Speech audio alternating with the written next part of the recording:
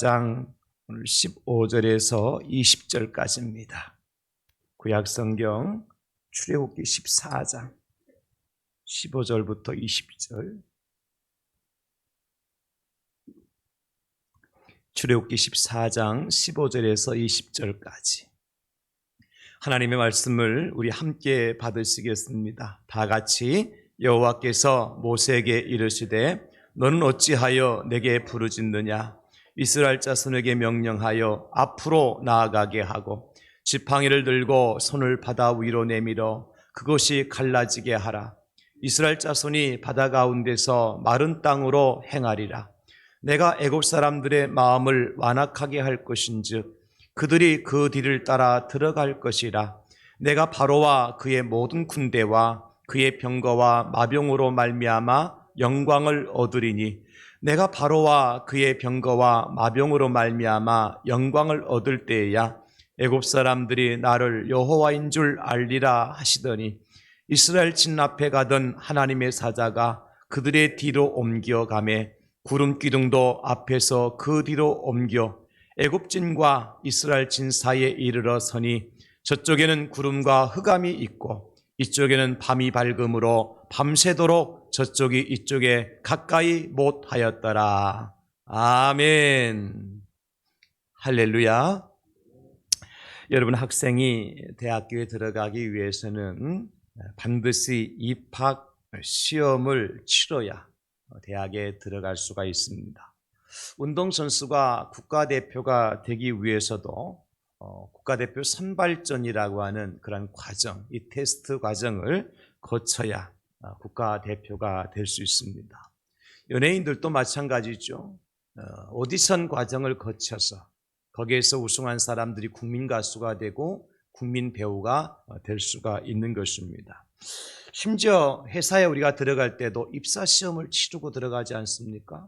그리고 우리가 은행에 가서 내 이름으로 내 통장 하나, 내 계좌를 하나 개설하더라도 은행에서 제시하는 일정의 과정을 통과해야만 통장이 개설될 수가 있습니다. 아무에게나 그냥 막 통장 만들어주지 않지요. 어떤 은행의 심사 과정을 거쳐서 거기에 합당한 사람들에게 통장을 만들어줍니다. 이렇게 모든 사람들이 살아가는 과정 속에서 시험이라고 하는 하나의 과정은 필수적인 것 같습니다. 이스라엘 백성들이 애굽에서 떠나서 가나안 땅에 들어가는 과정에 여러 차례의 시험이 있었습니다. 하나님은 이스라엘 백성들이 430년 동안 애굽에서 종살이 하던 삶을 너무나 잘 알고 계시지요. 그러므로 그들이 이대로 가나안 땅으로 직행하는 것이 얼마나 무리인지를 하나님께서는 아시기 때문에 그래서 애굽에서 나온 지 40년이라는 세월 동안 이 백성들이 가나안 땅에 들어가기 위한 시험의 과정을 거치게 하셨던 거예요. 그래서 그 시험에 통과한 사람들은 가나안 땅에 들어가지만 통과하지 못한 사람들은 가나안 땅에 들어갈 수가 없었던 겁니다. 그 가운데 가장 먼저 이제 이스라엘 백성이 시험을 받았던 테스트가 뭐냐면 홍해의 시험입니다. 홍해의 시험. 홍해의 바다를 걷는다고 하는 것은 이스라엘 백성들에게는 굉장히 큰 의미가 있죠. 애굽에서 430년 동안 종살이 하던 그 삶을 완전히 청산하는데 첫 번째 단계가 홍해라는 거예요. 430년 노예 생활을 했지 않습니까? 그들은 노예의 근성을 가지고 있었어요. 그리고 누가 시키면 일하고 시키지 않으면 일을 하지 않는 굉장히 피동적이고 수동적인 삶을 살았던 430년간의 이스라엘 백성들의 삶이었어요. 그 삶을 청산하기 위한 첫 번째 시험 코스가 어디냐면 홍해를 건너는 겁니다. 여러분, 그래서 하나님께서는 아무런 변화가 요동이 없는 그 홍해 바다를 이스라엘 백성을 건너라고 명령하신 거고요. 특별히 언제 그 물이 다시 이제 합쳐질 줄 모르는 그 바다 한가운데로 말이죠. 이스라엘 백성들을 통과하도록 명령하신 겁니다. 그렇다면 여러분, 하나님께서 당신의 택한 백성들이 도대체 왜 이런 무모할 정도의 시험을 통과하기를 원하셨을까? 베드로 사도는 말씀합니다. 1장 7절에 너의 믿음의 확실함은 불로 연단하여도 없어질 금보다 더 귀하여 예수 그리스도께 나타나실 때에 칭찬과 영광과 존귀를 얻게 할 것입니다. 왜 우리에게는 불시험, 이 어렵고 힘든 시험을 통과하게 하셨느냐? 불로 연단해도 없어지지 아니할 금보다 더 귀한 믿음을 가지고 우리 예수님께 이 땅에 다시 오실 때에 칭찬과 영광과 존귀를 얻도록 하시기 위해서 홍해를 지나가게 하십니다. 그 홍해는 우리에게 축복의 전 단계라고 말할 수 있겠죠. 축복의 전 단계.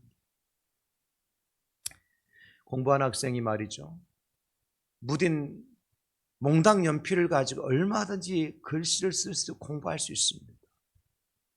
농사를 짓는 농부가 무딘 연장을 가지고 얼마든지 농사를 지을 수 있어요. 세상이 무뎌졌다고 땅을 못 파는 게 아니잖아요. 낱날이 무뎌졌다고 곡식을 베지 못하는 게 아니지 않습니까? 할 수 있어요.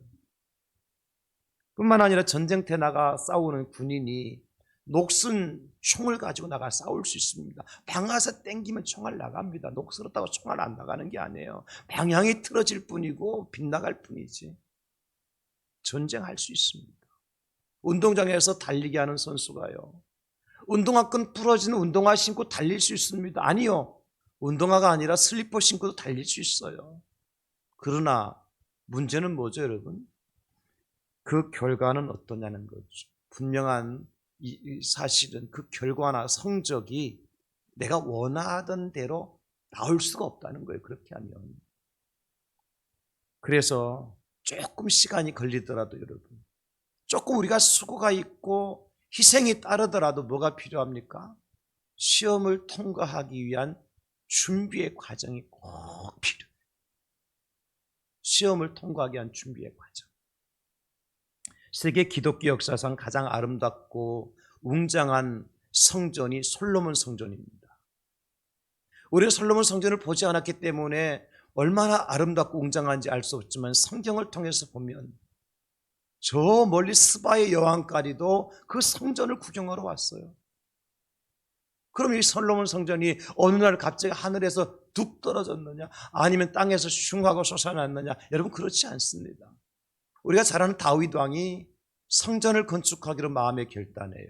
그런데 하나님께서 허락하지 않죠. 왜냐하면 다윗의 평생에 한 일이 뭐냐면 전쟁을 통해서 많은 사람을 죽이고 땅을 확보하고 나라를 부강하게 만들었어요. 그게 다윗 왕국이죠.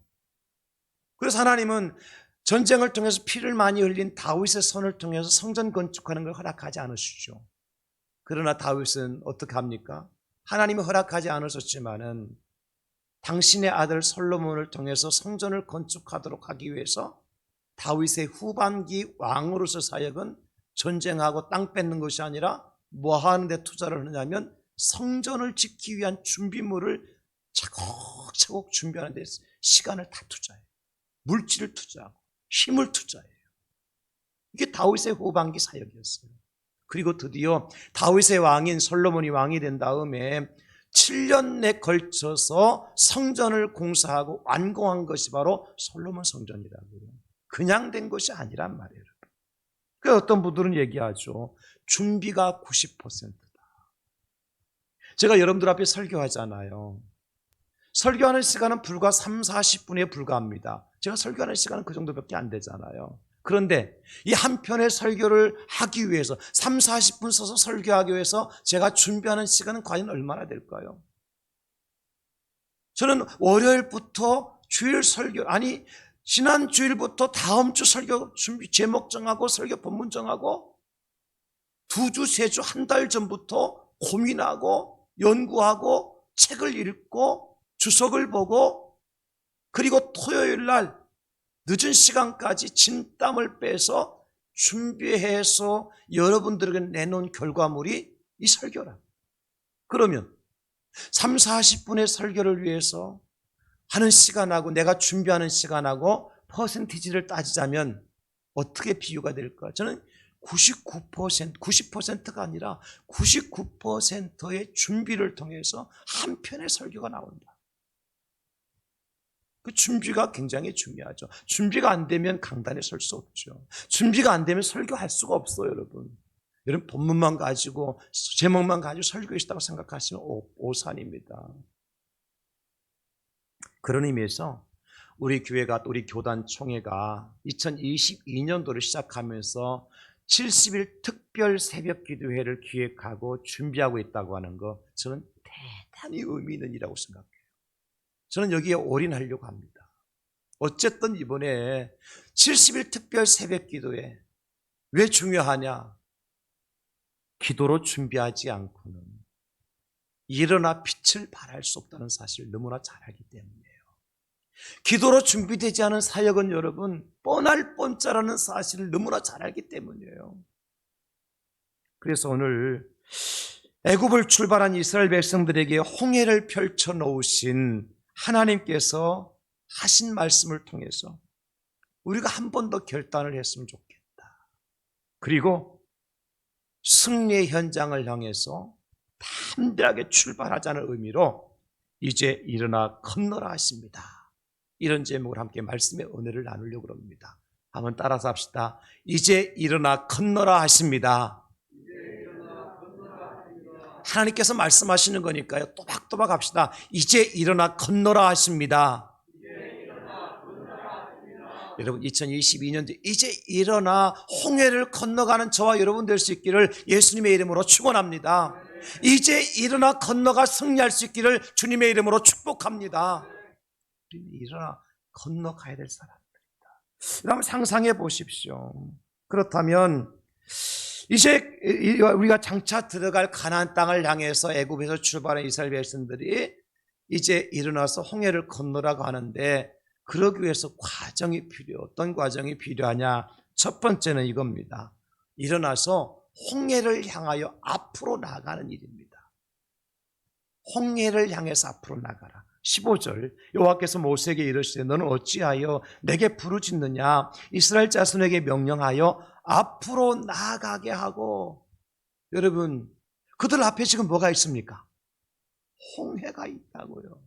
근데 하나님은 모세에게 아니 기도만 하고 있지 말고 원망만 하고 있지 말고 이것저것 따지고 계산만 하고 있지 말고 어떡하라고요? 일어나서 이제 앞으로 나가라. 홍해를 향해서 나가라. 하나님이 그렇게 명령하고 계십니다.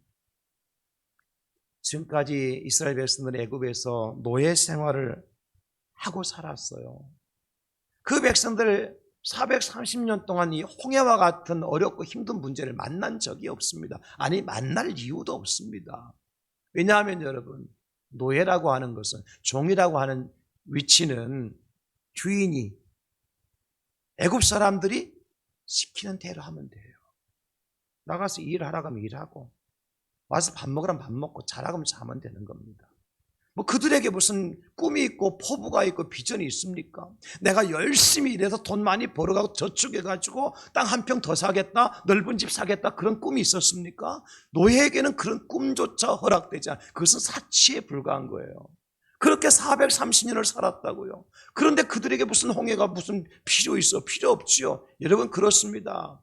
우리 삶도 마찬가지예요. 목회도 마찬가지예요. 교회 부흥에 대한 꿈도 없고 어떻게 하면 우리 교회를 더 좀 능력 있는 교회로 사도행전 역사를 일어나는 교회로 만들어갈 수 있을까? 그래서 기도도 해보고 금식도 해보고 전도도 해보고 막 그런저런 일들을 해보지 않는 사람은요 홍해를 만날 이유가 없습니다. 편안하게 목회할 수 있습니다. 편안하게 목회할 수 있습니다. 교회에서 주는 사례 받고요. 편안하게 목회할 수 있습니다. 70일 특별 새벽 기도에 우리 고신총회 교단 다 하는 줄 아세요? 그렇지 않습니다, 여러분. 목사님들 만나면 어떻게 70일을 다 할 수 있느냐? 그래서 우리 교회는 우리 교회 나름대로 하겠다 그러십니다. 그런 분들에게는 홍해 만날 일이 없습니다. 우리 교회가 70일을 선포하고 작정하고 기도하려고 하니까 홍해가 우리 교회 앞에 닥쳐오는 거예요. 여러분 그 분명한 사실이에요. 마귀가 가만히 있지 않잖아요. 사탄이 가만히 있지 않잖아요. 오늘 모세가 나타나서 이스라엘 백성들에게 애굽의 종살이 편안하게 종살이 하고 있는데요. 종살이 편안합니다. 종살이 편안해요. 여러분 직장 생활 하시는 분, 내가 사장 아니고 내가 직원으로 직장 생활하면요 편안합니다. 직원들 월급 줄 걱정합니까 안 합니까? 아니 솔직히 얘기해 보자고요. 우리가 내가 사장 아니고 직원인데 우리 회사 직원들 월급 줄 내가 걱정해요 안 해요? 걱정 필요 없습니다. 누가 주기 때문에? 사장이 알아서 주기 때문에. 그러니까 누가 걱정해요? 사장이 걱정하는 겁니다. 뭔지 알겠죠 여러분? 모세가 나타나서 편안하게 사는 이 애굽에 사는 이스라엘 백성들에게요 가자! 그 데리고 나와가지고 하는 말이 이제부터 자유다, 이제부터 해방이다, 이제부터 새로운 삶의 시작이다 그러면서 데리고 나왔어요. 그런데 그들 앞에 닥쳐있는 것이 뭐예요? 푸른 초장입니까? 쉴만한 물가예요? 젖과 꿀이 흐르는 땅이에요? 아니면 사시사철 열매 맺는 곳이 있는 에덴 동산과 같은 곳이었습니까? 천만의 말씀입니다. 홍해가 있다. 홍해가 기가 막힌 거예요. 여러분 이런 상황 속에 여러분들 같으면 할렐루야 찬송하겠습니까? 모세를 향해서 고맙다고 감사하다고 박수치며 모세를 격려하고 모세한테 선물 사다 주겠습니까? 아니었잖아요. 하나님을 원망하고 모세를 불평하고 심지어 모세를 죽이려고까지 하잖아요. 그런 백성들에게 하나님께서 뭐라고 말씀하세요? 홍해 내가 만들어놨다. 홍해를 향해서 나아가라. 하나님도 마찬가지지. 제가 이 말씀 준비하면서 하나님도 마찬가지. 도대체 430년 동안 고생 시켰으면 좀 하나님도 염치가 있으면 좀 이 백성을 편하게 좀 가나안 땅까지 데리고 가면 어디가 좀 털나냐고 우리 세상 말로. 근데 하나님 그렇게 안 하셨어요, 그죠?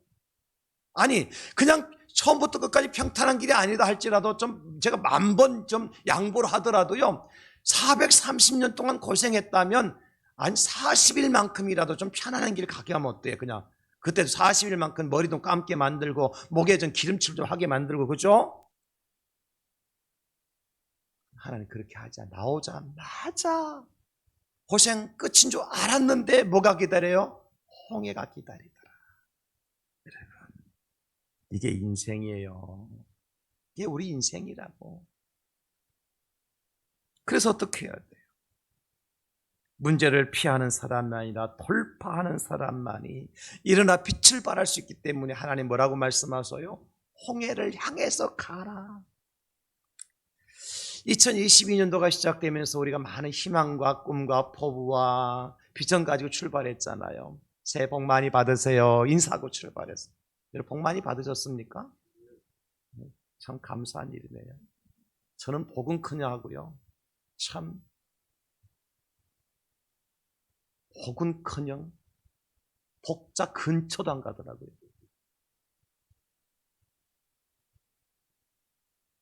오늘 새벽에 제 아내가 저한테 여보 축하해요. 제가 그랬어요. 축하하기는 내가 이 땅에 태어나지 않으면 좋을 뻔했던 사람이다. 나는 내가 이 땅에 태어난 걸 나는 저주한다. 제가 그랬어요.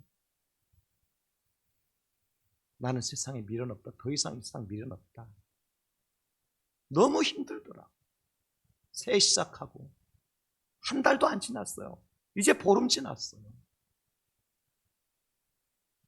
그런데 여러분 이게 인생이더라고.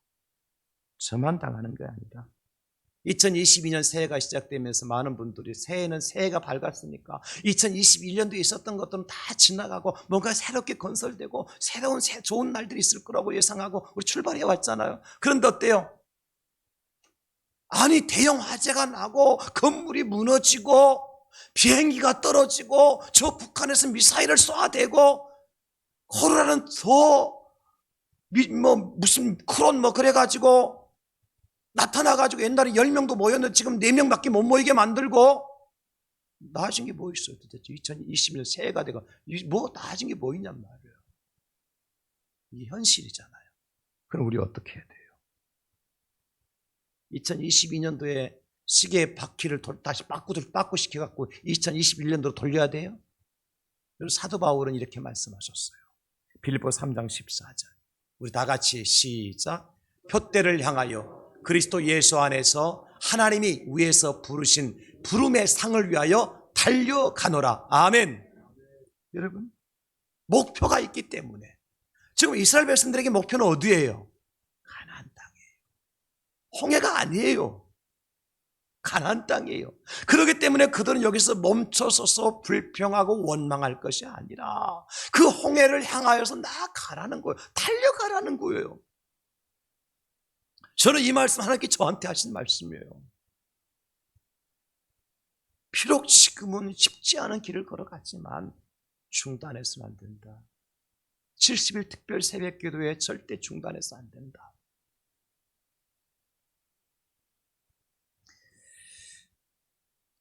우리가 흔히 하는 말로 돌다리도 두들겨보고 건너가라 그러잖아요. 맞습니다. 그래야 안전해요. 그런데 믿음의 돌다리는 두들겨보고 건너가는 게 아닙니다. 왜 그런 줄 아세요? 사람이 계획을 세우고 경영할지라도 그 경영을 이루시는 분은 하나님이에요. 내가 두들겨서 안전하다고 생각했는데도 불구하고 하나님의 길이 아니면 그것이 물 속에 빠질 수 있는 길이라고, 미끄러질 수 있다고요.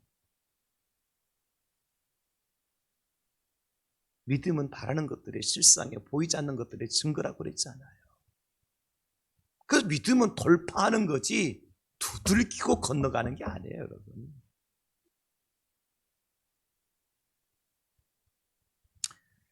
사실 제가 힘들고 어려울 때 제가 어떤 목사님의 설교를 제가 경청을 하면서 그 목사님이 C.S. 루이스의 말씀을 인용해서 그 설교에 말씀하시더라고요.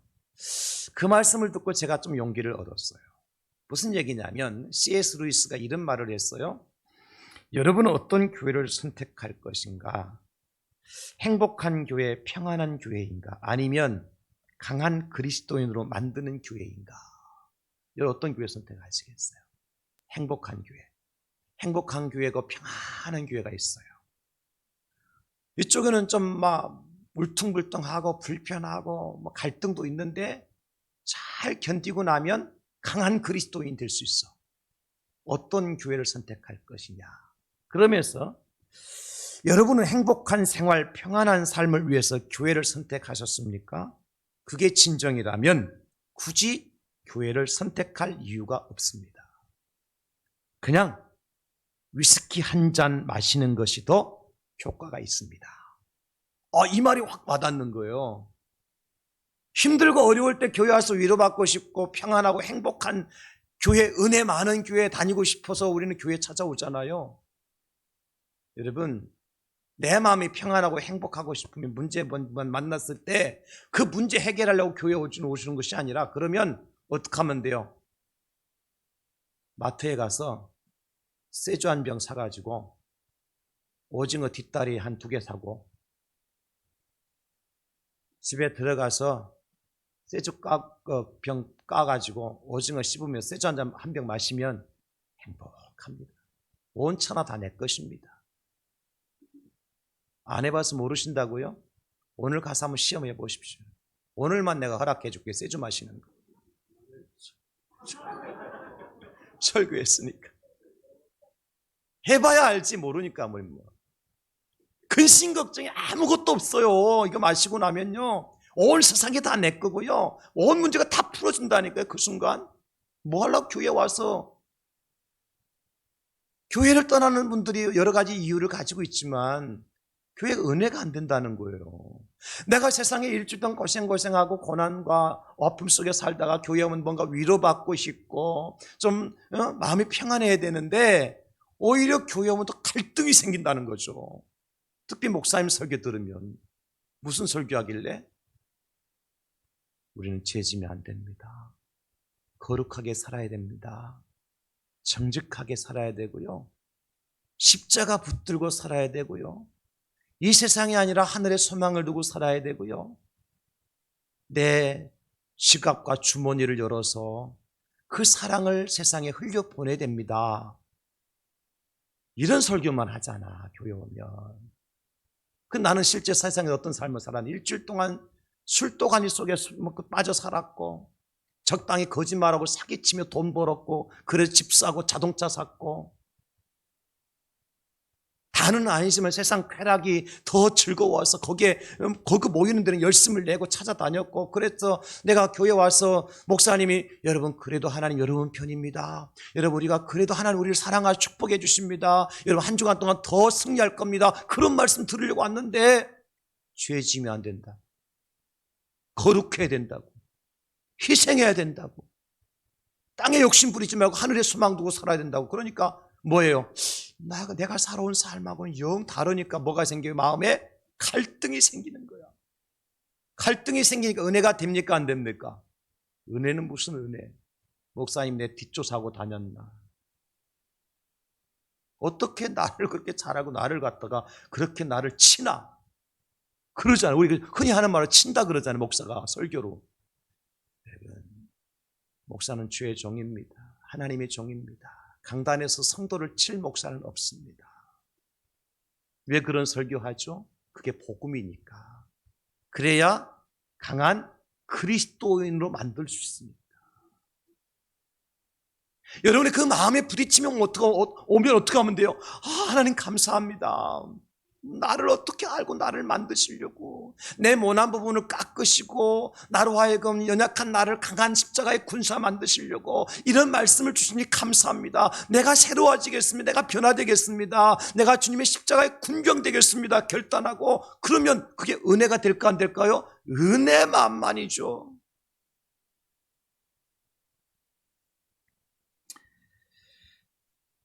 인생의 여러 문제와 갈등으로 고민하고 힘들어하는 우리에게 하나님은 뭐라고 말씀하시느냐?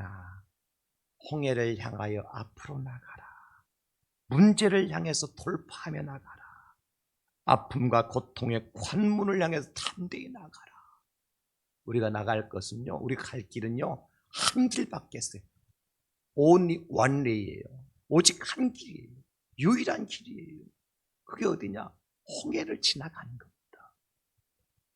홍해가 무섭다고 뒤로 물러갈 수 없고요. 홍해가 무섭다고 돌아갈 수 없어요. 이미 우리는 가나안 땅을 향해서 출발한 사람들이라면 홍해를 향하여 나아가는 길, only one way, 한 길밖에 없어요, 여러분. 그래서 사도 바울은 말하잖아요. 사도행전 20장 23절로 24절에 오직 성령이 각성해서 내게 증언하여 결박과 환난이 나를 기다린다 하시나 내가 달려갈 길과 주 예수께 받은 사명 곧 하나님의 은혜의 복음을 증언하는 일을 마치려 하면 나의 생명조차 조금도 귀한 것으로 여기지 아니하노라. 바울 앞에 뭐가 있어? 지금 예루살렘으로 가야 되는데 뭐가 기다려요? 결박과 환난이 기다려요. 그 바울이 이거 몰랐어 알았어? 안다니까. 성령께서 가르쳐 주셨다니까요. 근데 바울이 어떻게 합니까? 그 피합니까? 다음에 가겠다고 중단합니까? 아니잖아요. 내 생명을 조금 더 귀한 것을 여기지 않냐고 달려가잖아요. 그래서 어떤 결과를 가져오죠, 여러분? 바울이 그렇게 소망했던 로마로 복음 들고 가는 길이 열리는 거예요. 만약에 그 순간 바울이 안 되겠다, 이 순간 피해보자, 잠깐 늦췄다 가자, 지금 아니면 다른 데가 없나, 그러면 주저했다거나 중단했다거나 포기했더라면 로마로 가는 길은 영원히 막혔을 겁니다. 사랑하는 성도 여러분, 일어나 건너가기 위해서는 어떻게 해야 돼요? 홍해를 향해서 가는 길밖에 없다. 여러분 앞에 어떤 장벽이, 어떤 장애물들이 놓여 있습니까? 그것을 돌파하는 길밖에 없다. 하나님께서 말씀하시는 음성을 들으시고 여러분 모두가 모든 장애물들을 돌파하고 하나님께서 예비하신 마른 땅으로 건너가 가나안 땅까지 들어가는 여러분 모두가 될 수 있기를 예수님의 이름으로 축원합니다. 두 번째, 일어나 건너가기 위해서 과정을 거쳐야 된다는 건 두 번째는 뭐냐면 애굽 사람들이 죽은 것을 보고 가라고 하셔요. 오늘 30절 말씀 우리가 읽지는 않았지만 30절 말씀입니다. 그날에 여호와께서 이같이 이스라엘을 애굽 사람의 손에서 구원하시매 이스라엘이 바닷가에서 애굽 사람들이 죽어 있는 것을 보았더라. 이 말씀은 아주 중요한 교훈을 줍니다. 그 교훈이 뭐냐면 승리의 흔적을 보고 가라는 거예요. 승리의 흔적을 봐라. 하나님 말씀에 순종하고 믿음으로 가는 자들에게 주시는 하나님의 승리의 흔적이 뭔지를 바라는 거죠. 여호와 하나님께서 우리와 함께 하실 때에 홍해와 같은 문제 앞에서도 넉넉히 승리할 수 있다는 사실을 체험하라고 말씀하는 겁니다. 저는 이 말씀을 빌어서 여러분들에게 축복합니다. 여러분 모든 장애물들을 통과해서 하나님이 주신 승리의 흔적을 여러분들이 다 보실 수 있기를 예수님의 이름으로 축원합니다. 네, 여러분 목표하는 바가 있으면 목표한 바를 달성하는 승리의 흔적, 기도하는 바가 있으면 기도 응답하시는 하나님의 승리의 흔적, 여러분 그 흔적을 여러분 보고 가셔야 되죠. 하나님 기도만 하라고 말씀하시지 않잖아요. 너는 내게 부르짖으라 내가 내게 응답하겠고, 할렐루야. 이게 승리의 흔적 아닙니까 여러분? 하나님은 순종하는 사람의 편에 서 계십니다. 그래서 홍해를 갈라 주셨고 홍해를 마른 땅같이 건너게 해 주셨습니다. 또 하나의 귀한 교훈은 뭐냐면 심판의 흔적도 보라는 겁니다. 말씀에 순종하고 말씀대로 믿음대로 살았던 사람에게는 승리의 흔적을 주시지만 그 말씀에 불순종 하나님을 대적한 자들에게 심판하시는 하나님의 심판의 흔적을 보라는 거예요. 이날의 상황을 만약에 다시 한번 재구성한다면 이렇게 지나갈 수도 있어요, 여러분. 이스라엘은 모두가 안전하게 홍해를 건넜다. 정신없이 홍해를 건너고 보니 쫓아오던 애굽 사람들이 보이지 않았다. 아마도 애굽 사람들은 물속에 빠져서 죽은 것이 분명하다. 이렇게 지나칠 수 있어요. 그런데 성경은 뭐라고 말씀하십니까? 그날에 여호와께서 이같이 이스라엘을 애굽 사람의 손에서 구원하심에 이스라엘이 바닷가에서 애굽 사람들이 죽어 있는 것을 보았더라. 하나님 그들의 눈에 애굽 사람들이 죽은 물 위에 시체들이 떠오른 것을 보고 가도록 하셔요. 우리가 물을 건너서 가나안 땅에 가는 반드시 이것이 필요합니다. 사람들은 자기 허물을 스스로 보지 못해요. 그래서 뭔가 보고서 깨닫는다니까요. 그래서 여러분 가룟 유다를 보세요. 예수님은 은 30에 팔아먹었어요. 은 30에 팔아먹고 그 30, 은 30까지 자기를 쓴 돈이 얼마나 됩니까? 한 푼도 쓰지 못했어요. 이게 불행한 거예요. 돈이 필요해서 돈이 욕심나서 돈 때문에 예수님 팔아먹었는데 그 돈 가지고 한 푼도 자기를 쓰지 못해요. 그리고 대제사장들에게 가서 그 돈을 갖다 내놓지 않습니까? 대제사장도 받지 않자 그거 던져버려요. 그래서 그것이 뭐가 됩니까? 피밭을 사는 나그네의 묘지를 사는데 그냥 써용되고 말아요. 그것을 악에 대한 말이라고 그러는데 오늘 성경이 이렇게 기록하고 있어요. 사도행전 1장 19절입니다. 이 일이 예루살렘에 사는 모든 사람에게 알려져. 이 일이 뭡니까? 가룟 유다의 일입니다. 예수님 팔아먹고 제사장들이 찾아 돈 갖다 주고 돈 전에 제사장 안 받고 그걸 던져버리고 그것을 위해서 나그네의 묘지를 산 그 일입니다. 그 일이 어떻게 됐다고요? 모든 사람에게 알려져서 그들의 말로는 그 밭을 아겔다마라 하니 이는 피밭이라는 뜻이라. 뭐라고 말씀하셨어요? 이 일이 예루살렘에 사는 모든 사람에게 알려져. 그 밭을 지나가는 사람들마다 이게 뭐요? 이거 아겔다마야. 무슨 뜻이야? 가룟 유다가 예수님 은 30에 팔아먹고 돈 한 푼 못 쓰고 목매달아 죽었대. 이거예요. 이거 보고 배우라는 거죠, 여러분. 저도 제 설교를 동영상을 통해서 이렇게 시청을 합니다. 저희 방송실에서 이렇게 3부 예배 동영상을 그대로 떠서 유튜브에 올려놓거든요. 제가 처음에 제 동영상을 보고 얼마나 부끄럽고 창피한지 말이죠. 그래서 조금 보다가 이런 핑계 저런 핑계 대고 꺼버렸어요. 그런데 지금은 거의 다 봅니다. 이유는 한 가지입니다. 너무 창피하고 부끄러워서 보기도 쉽지 않고 듣기도 쉽지 않은 설교인데 여러분 제가 제 설교 유튜브를 통해 보는데 뭐 은혜 받기 위해서 보겠습니까? 아니에요. 그럼 왜 보느냐? 설교하면서 내 제스처라든지 표정이라든지 목소리 톤이라든지 이런 걸 제가 체크를 하는 거예요. 아, 이건 아닌데. 오늘은 목소리가 너무 쉬어서 참 거부감이 느껴진다. 오늘은 고함을 너무 질렀네. 뭐 이런 거 있잖아요. 그 제가 뭘 체크하죠? 잘한 거 체크하겠습니까? 잘못한 거 체크하겠습니까? 잘못한 거 체크하는 거예요. 그래서 어떻게 하자고요? 잘못한 것을 고치자는 거죠. 하나님께서 이스라엘 백성들에게 말씀하시는 거예요.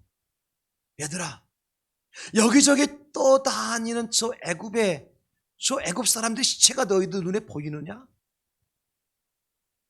너희는 이렇게 시퍼렇게 살아있는데 저들은 왜 저렇게 허망한 죽음을 맞이했니? 너희들과 저들의 차이가 뭘까? 하나님 말씀하시는 거죠. 그거 보고 깨달으라는 거예요.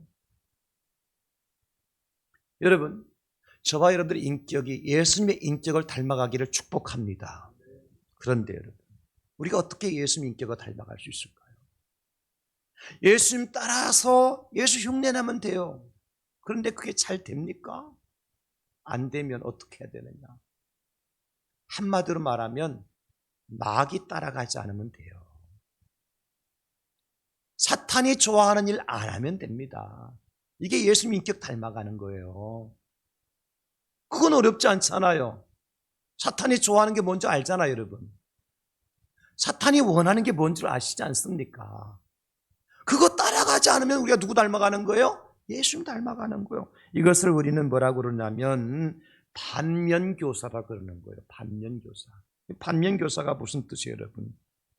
반면교사라고 하는 것은 다른 사람들이 하는 행동이나 말, 잘못을 보면서 그들이 말하고 행동하는 것 잘못한 거 보고 실패한 것을 보면서 그것을 나의 실패하지 않는, 잘못하지 않는 교사가 되도록 하라는 거예요.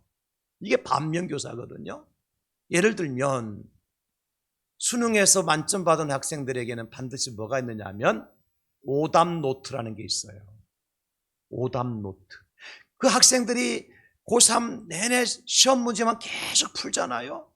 풀면서 그 학생 노트에는 어떤 문제를 적어놓느냐면 틀린 문제만 적어놔.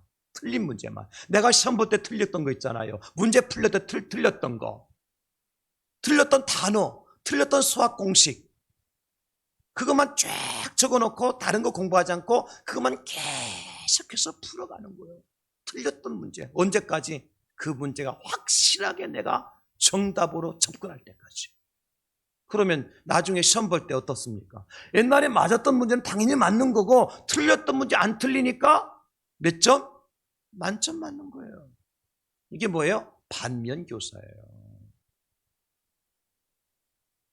우리 주변에 교회에서 일어나고 있는 여러 가지 일들과 상황을 보면서 우리는 뭘 삼아야 되는? 반면교사 삼아야 돼요. 어느 교회가 쪼개졌다더라. 어느 교회가 경찰이 들어닥쳤다더라. 1층 예배드려 3층 예배드려 2층 예배드려 3패로 예배드려서 경찰이 들이닥쳤다. 어느 교회가 돌 던지고 인분을 강대상에 뿌렸다더라. 어느 교회가 목사님 멱살 잡고 끌어내렸다더라. 여러분 그런 얘기 들으면 어떤 생각이 들어요? 못된 것들. 저런 것들은 천벌 받아야 마땅해. 그런 생각만 듭니까? 아니에요. 우리 교회는 그런 교회가 되지 않아야 되겠다. 이게 반면교사인 거예요. 예를 들어서 그런 거죠. 하나님의 종인 모세를 비방하기를 두려워하지 않았던 사람 미리암이 있었어요. 모세의 누이였죠. 하나님은 어떻게 하십니까? 그 미리암에게 문둥병, 나병이 들게 만들어요. 문둥병, 나병에 든 미리암을 보면서 우리는 뭐라고 얘기해야 돼요? 나쁜 여자. 그렇게 정죄해야 됩니까? 아니죠. 하나님의 종인 모세를 비방하기를 두려워하지 않으면 이렇게 되는구나. 자기는 살겠다고 변장하고 나가고 다른 왕은 왕복 입혀서 전쟁터에 나갔잖아요. 누가 그랬어요? 아합이 그랬잖아요. 그런데 막상 전쟁에서는요, 왕복 입고 나갔던 여호사밧 왕이 아니라 변장하고 나갔던 아합이 적의 병사가 우연히 쏜 화살에 심장이 맞아 죽더라고요. 여러분, 그걸 보면서 우리는 뭘 느껴야 돼요? 누구를 속이고 나 살겠다고, 나만 살겠다고 상대방을 속이고 넘어뜨린 사람의 결과가 저렇게 되는구나. 그렇게 해서는 안 되겠다. 하나님께 영광을 돌려드리지 못하고 하나님 영광을 독차지했던 헤롯 왕은 벌레에 먹혀 죽었어요. 그걸 보면서 어떻게 해야 돼요? 아, 하나님께 영광을 돌려드리지 않으면 벌레 먹혀 죽을 수 있겠구나. 이게 반면교사라니까, 여러분. 성경에 이런 일들을 왜 기록해 놓으셨을까요, 하나님께서? 응? 요즘 연예가 스포츠계에서 말이죠, 갑질을 해서 하루아침에 폭망한 그 연예인들, 스포츠인들 우리가 보잖아요. 듣자, 뉴스를 통해서. 그걸 보면서 뭐라고 얘기해야 돼요? 아, 절대로 갑질은 해서 안 되는구나. 내가 섬기는 자가 돼야 되지. 갑질하면 안 돼. 이걸 배우라는 거죠. 반면교사가. 오늘 하나님께서 이스라엘 백성들에게 물 위에 둥둥 떠다니는 애굽 사람들의 시체를 보고 지나가도록 하세요. 그냥 물속에 잠기, 그냥 아무 흔적 없이 잠길 수 있어, 하나님께서요. 근데 그거 띄워주셨다니까요. 눈으로 확인하라고. 뭘 확인하라고? 하나님께 배반하고 하나님을 순종하지 아니하고 하나님 백성들을 괴롭히는 자의 최후가 어떻게 되는지 보라는 거죠. 심판의 흔적을 보라는 거예요. 저는 2022년도 새해를 시작하고 하나님께서 우리 교회를 사랑하셔서 뭔가 목표를 가지고 일어나 빛을 발하라, 정말 이사야 60장 1절 이 말씀을 가지고 새벽부터 출발했지 않습니까? 그러니 마귀가요, 일어나지 못하도록 주저앉히려고 교회를 다각도로 다방면에서 공격을 해와요. 그런데 저는 확신합니다. 두 가지를 하나 보여주실 거예요. 승리의 증거물을 보여주실 겁니다. 그리고 심판의 증거물도 보여줄 거예요. 여러분, 오늘 하나 우리에게 말씀하십니다. 우리 앞에 어떤 장애물이 있다 할지라도 그 홍해를 향하여서 나아가라고 말씀하십니다. 말씀에 순종하고 발을 내딛기만 하면 하나님 어떻게 하십니까? 홍해를 갈라주신다고요. 오늘 말씀하잖아요. 지팡이를 들고 손을 바다 위에 내밀어 그것이 갈라지게 하라. 이스라엘 자손이 바다 가운데서 마른 땅으로 행하리라. 하나님, 무모할 정도의 내가 감당할 수 없을 것 같은 장애물들이 우리 앞에 없잖아 있어요. 그래서 그냥 포기하고 싶고 내려놓고 싶고. 그런데 하나님 뭐라고 말씀하세요? 그게 다가 아니다. 그게 전부가 아니다. 내 눈앞에 보이는 홍해가 전부가 아니다. 그것은 하나님의 축복과 승리를 위한 하나의 전 단계예요. 우리가 어떤 귀한 선물을 받기 위해서는 포장지를 뜯어내야 선물을 볼 수 있는 것처럼 그것은 선물을 싸고 있는 포장지에 불과하다. 그러니 그 홍해를 향해서 나아가고 애굽에 쓰러진 그 시체들을 눈으로 보고 가라. 우리 앞에 여전히 흐르는 무섭게 흐르는 홍해가 있습니다, 여러분. 언제 다시 덮칠 줄 모르는 홍해 가운데를 지나가야 될 겁니다. 그러나 두려워하지 마시기 바랍니다. 주님 약속하셨습니다. 내가 너와 함께 할 것이라. 내가 너를 도와줄 것이라. 나의 의로운 오른손 내가 너를 붙들어 줄 것이다. 물이 너를 침몰하지 못하도록, 불이 너를 사르지 못하도록 내가 너를 도와주리라. 이 약속의 말씀을 붙들고 홍해를 향해서 여러분 일어나 건너가는 저와 여러분 될 수 있기를 예수님의 이름으로 축원합니다. 하나님 감사합니다. 하나의 약속의 말씀 붙들고 믿음으로 승리의 행진을 할 수 있는 우리 대항절교의 모든 성도들이 되게 하여 주시옵소서. 홍해가 가로막혀 있지만도 홍해를 가르시는 분이 하나님이시고 마른 땅같이 건너게 하시는 분이 하나님이시고 대적들을 물리치시고 우리에게 승리의 흔적과 심판의 흔적을 보여주실 분이 하나님이심을 믿고 절대적으로 순종하여 2022년 모두가 승리하여 하나님께만 영광을 돌려드리게 하여 주시옵소서. 주 예수님의 이름으로 기도드리옵나이다. 아멘. 찬송 3